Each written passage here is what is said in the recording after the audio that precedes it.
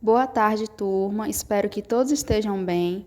Nesse vídeo, nós iremos fazer uma revisão sobre as bases que fazem parte das funções inorgânicas. E antes de começar a nossa revisão, vamos entender o que vem a ser uma função inorgânica, né? O que vem a ser esse grupo. Bom, pessoal, as funções inorgânicas são compostos químicos, né? Elas são chamadas assim por não possuírem cadeias carbônicas em sua composição, por isso não são consideradas como compostos orgânicos. Ou seja, pessoal, as funções inorgânicas, elas são os grupos de compostos inorgânicos que apresentam características semelhantes. Com o passar do tempo e com a descoberta de milhares de substâncias inorgânicas, os cientistas eles começaram a observar que alguns desses compostos poderiam ser agrupados em famílias com propriedades semelhantes. É como se você tivesse em um supermercado e tivesse prateleiras, né, organizadas de acordo com o grau de semelhança. Um exemplo, né, uma seção de produtos de limpeza e higiene, uma seção com vários tipos de massa e assim por diante. Tudo organizado de acordo com o grau de semelhança. Assim também, né, são as funções inorgânicas. Os compostos químicos, eles são agrupados em famílias com propriedades semelhantes. Vale lembrar que elas também são chamadas assim, né, de funções inorgânicas, porque elas não possuem cadeias carbônicas em sua composição, que é muito diferente dos compostos orgânicos que já têm carbonos na sua estrutura. Porém, pessoal, existem exceções, né? Há exceções como o monóxido de carbono, o dióxido de carbono e o carbonato de sódio, que, embora apresentem o carbono na forma estrutural, eles possuem características de substâncias inorgânicas.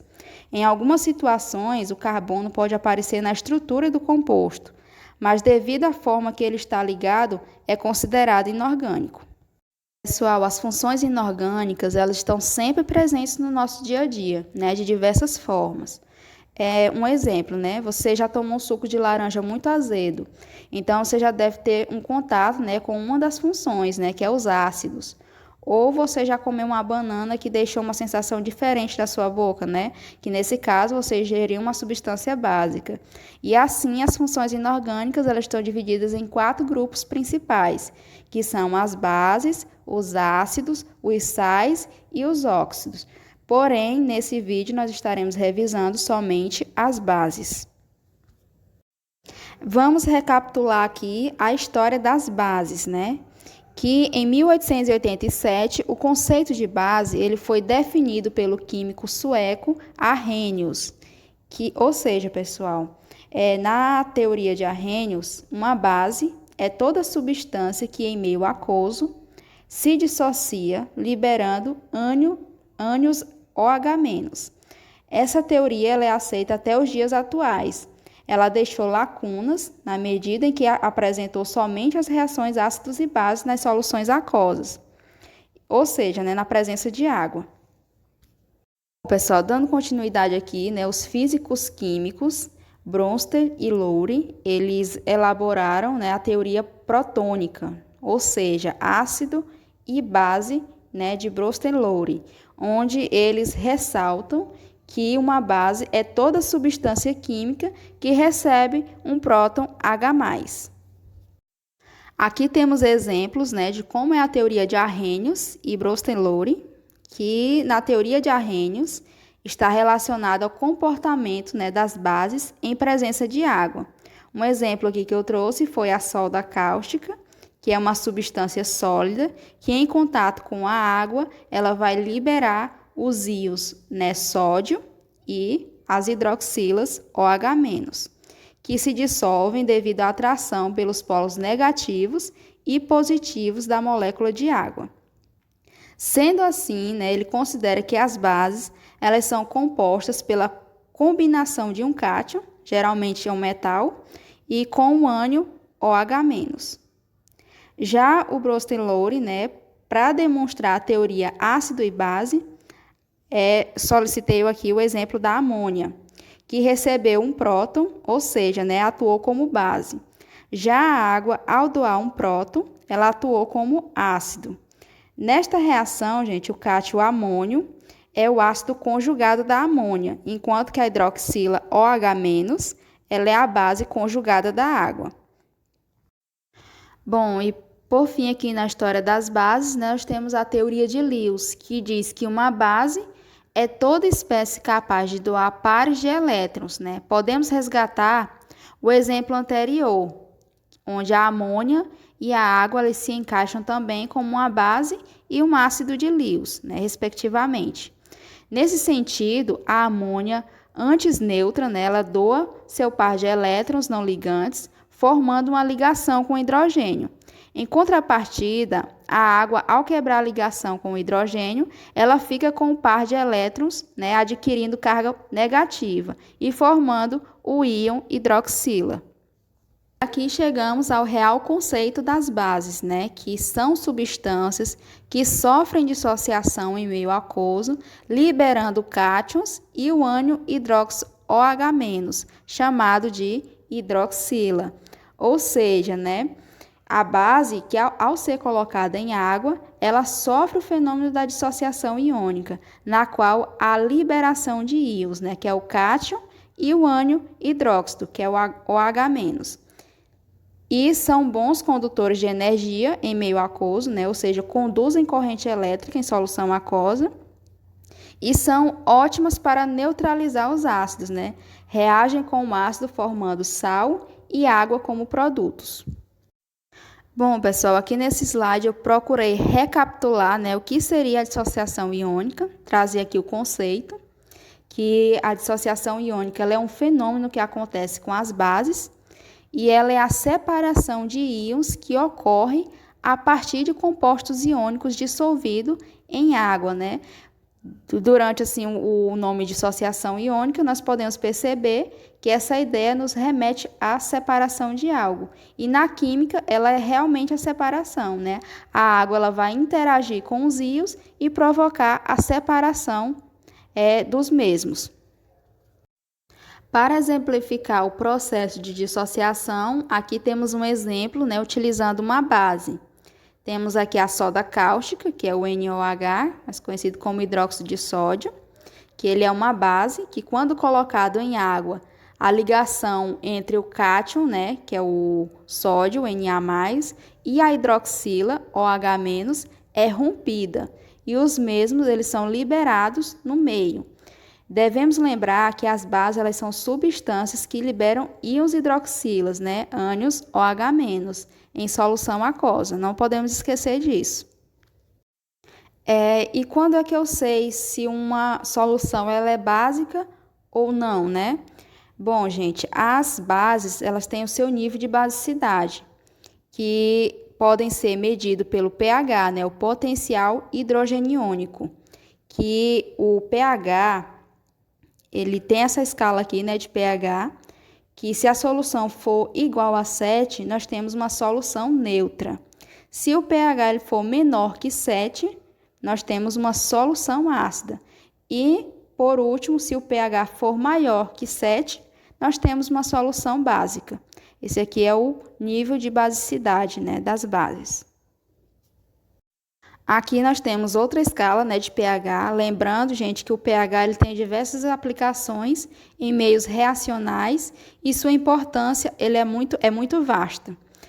Vamos citar um exemplo, né, no qual afeta diariamente nosso cotidiano e vida, que é o equilíbrio ácido e base no sangue, onde o pH do sangue ele é controlado por diversos mecanismos biológicos a fim de mantê-lo entre 7,35 e 7,45. O pH ele precisa ser controlado porque mudanças, né, podem acarretar o desenvolvimento de diversas doenças. Bom, pessoal, agora nós vamos para a nomenclatura das bases, né, que são dadas da seguinte forma, que a maioria são metais, né, da família 1A, 2A, com exceção do alumínio e o amônio, hidróxido de amônio, e a sua nomenclatura ela pode ser escrita, né, por hidróxido de mais o nome do cátion, que é o nome do metal. E temos os exemplos aqui, que é a soda cáustica, né, que é também conhecido como hidróxido de sódio, e temos o hidróxido de prata, hidróxido de e o nome do metal. Pessoal, naquele slide anterior, nós falamos sobre, né, a nomenclatura dos metais com NOx fixos, né, que são lá da família 1A, 2A, e com exceção do alumínio e o hidróxido de amônio. Aqui nós vamos falar sobre a nomenclatura, né, dos metais de inox variável, que são os metais de transição. Na sua nomenclatura, IUPAC, que é a União Internacional da Química Pura e Aplicada, estabelece, né, regras para a escrita dos nomes dos compostos que são oficialmente aceitos em todo o mundo. Para as bases de metais com NOx variável, nós temos, né, seguindo a seguinte regra: hidróxido de, com o nome do elemento, mais o NOx em algarismo romano. Que nós temos aqui, por exemplo, o hidróxido de ferro 2 ou hidróxido de ferro 3. E aqui nós temos outras nomenclaturas de acordo com o NOx do composto, né? Que se ele apresentar um menor número de NOx, usa-se hidróxido mais nome do elemento mais a terminação oso, que com o exemplo aqui nós temos o hidróxido ferroso. E se ele apresentar maior NOx, nós usamos a nomenclatura, né? Hidróxido mais nome do elemento e mais a terminação ico. Nós temos aqui o hidróxido férrico. Bom, agora nós vamos para a classificação das bases inorgânicas, que são, né, classificados pelo número de íons hidróxidos, grau de dissociação e solubilidade. Vamos ver aqui como é que ocorre, né, a classificação pelo número de hidroxilas. De acordo com o que já vimos, gente, as bases elas são substâncias que em meio aquoso, né, se dissociam liberando como único ânion o íon hidróxido H-. Em algumas bases, elas podem produzir apenas um íon desse ou podem produzir mais de um íon H-. E aí nós temos a seguinte classificação. Se ela produzir apenas um único grupo OH-, ela é monobase. Como exemplo, nós temos o hidróxido de potássio. Se ela apresentar dois grupos OH-, ela é dibase. Como exemplo, nós temos o hidróxido de magnésio. Se ela apresentar três grupos OH-, ela é chamada de tribase. Como exemplo, nós temos o hidróxido de alumínio. E se ela produzir, né, quatro grupos OH-, ela é chamada de tetrabase. Como exemplo, nós temos o hidróxido de chumbo. Aqui o segundo item é a solubilidade, onde essa regra ela é eficiente para a classificação, né, quanto à solubilidade em água. Nós temos as bases solúveis, que são os metais alcalinos, que são os que melhor se solubilizam. Nós temos bases pouco solúveis, que são os metais alcalinos terrosos, que são menos solúveis em água do que os metais alcalinos, com exceção, né, do hidróxido de magnésio e do hidróxido de berílio, que são praticamente insolúveis. E a sua ordem de solubilidade ela também aumenta com o aumento dos períodos ao longo da família, lá na tabela periódica. E nós temos as bases, né, que são praticamente insolúveis, como a gente falou, que é o hidróxido de magnésio e também o hidróxido de berílio, né? E também temos o hidróxido de ferro, que ele também é uma base pouco insolúvel, que são insolúveis. E aqui nós temos, né, a ordem crescente de solubilidade. Primeiro são os metais alcalinos, que são solúveis. Temos os metais alcalinos terrosos, que são pouco solúveis. E nós temos outros metais, né, que são insolúveis. O último item, né, da classificação é o grau de dissociação, que é o mais importante, né, pois ele vai medir a força da base. Representa a porcentagem de íons hidróxido da base que se dissociam em água. Se o valor, né, for maior que 50%, ele corresponde a uma base forte, podendo chegar a aproximadamente 100%, como é o caso do hidróxido de sódio, cujo grau de dissociação é de 95%. Já as bases fracas, elas possuem o grau de dissociação igual ou menor que 5%, que é o caso do hidróxido de amônio, como falamos anteriormente. Aqui temos um exemplo, né, de como calcular o grau de dissociação, que temos aqui 60 partículas de uma determinada base foram adicionadas à água. Após certo tempo, 35 delas foram dissociadas. Qual será o grau de dissociação dessa base? Vamos ver aqui.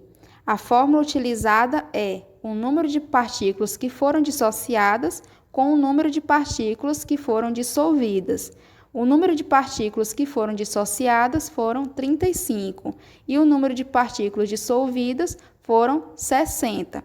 Fazendo a divisão, isso dá 0,58. Para que eu tire a porcentagem, eu tenho que multiplicar por 100. Quando eu multiplico por 100, 0,58 vezes 100, isso vai dar aproximadamente 58%. Já que o resultado ele foi maior que 50%, né, caracteriza que essa base ela é forte. Aqui eu trouxe mais exemplos, né, de bases fortes e fracas, onde uma base é forte quando ela sofre dissociação, que é a liberação de cátions e ânions facilmente, né? Como, por exemplo, nós temos as bases, né, de metais alcalinos, que é o hidróxido de sódio, hidróxido de lítio, hidróxido de potássio e entre outros. E de alguns metais alcalinos, né, terrosos, que são o hidróxido de cálcio, o hidróxido de bário e entre outros. E já uma base fraca é quando dificilmente ela sofre a dissociação. E como, por exemplo, nós temos as bases dos metais de transição, né, que são os metais da família 13, 14 e 15 da tabela periódica, o hidróxido de magnésio e o hidróxido de amônio. E aqui nós temos, né, algumas bases que são utilizadas no nosso cotidiano, que são muito utilizadas em produtos de limpeza e também em processos das indústrias químicas, né, que temos aqui o hidróxido de sódio, que é utilizado na fabricação de sabão e indústrias de corantes. Temos o hidróxido de magnésio, que ele é utilizado em produtos farmacêuticos como antiácido e laxante. Temos o hidróxido de amônio, que ele é utilizado na fabricação de fertilizante e como gás de refrigeração. Temos o hidróxido de alumínio, que ele é utilizado em produtos farmacêuticos, né, como antiácido. Nós temos o hidróxido de cálcio, que ele é utilizado na preparação de argamassas. Bom, pessoal, essa foi a nossa aula de hoje. Espero que vocês tenham conseguido recapitular o assunto de bases e qualquer dúvida estarei à disposição no grupo do WhatsApp. Até a próxima aula. Tchau, tchau.